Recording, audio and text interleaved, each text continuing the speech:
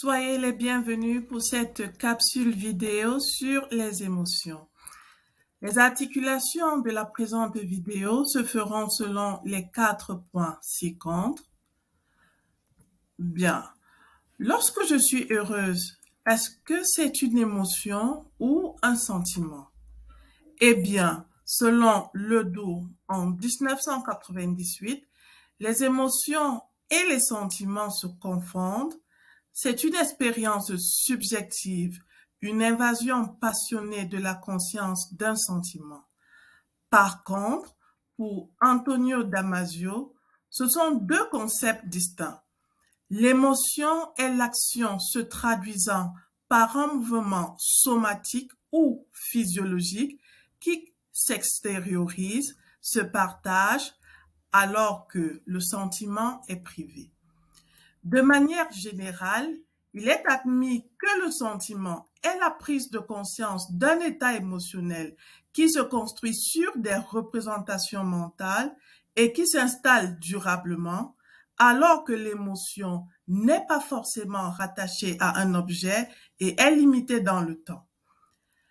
Attardons-nous sur les émotions et particulièrement sur celles de base.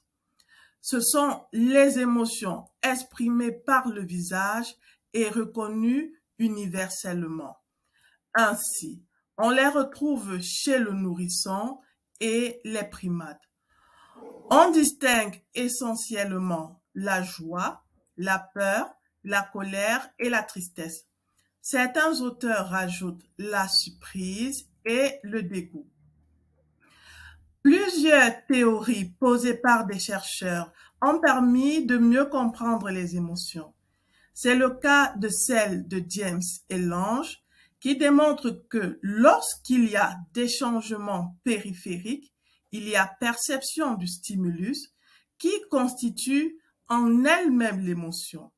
Seulement, Lange estime qu'il existe un centre émotionnel spécifique, alors que pour James, il n'en existe pas. Par la suite, Cannon démontre qu'il existe un centre de coordination des émotions qui est le thalamus. Papez, quant à lui, établit un circuit qui implique le lobe limbique avec des structures comme le thalamus et ses noyaux antérieurs, le cortex cingulaire, l'hippocampe et l'hypothalamus qui induit les réponses corporelles. En effet, l'hypothalamus est essentiel à la réponse physiologique en cas de stimulus. Son noyau paraventriculaire induit la production de corticotrophin releasing factor, qui est une hormone qui va stimuler la production d'adénocorticotrophine par l'hypophyse antérieure. Cette hormone qui elle-même va par la suite stimuler la médullosurrénale pour la production de catécholamine et en particulier de l'adrénaline qui induit l'augmentation du rythme cardiaque. Voilà, merci de votre aimable attention et à la prochaine vidéo.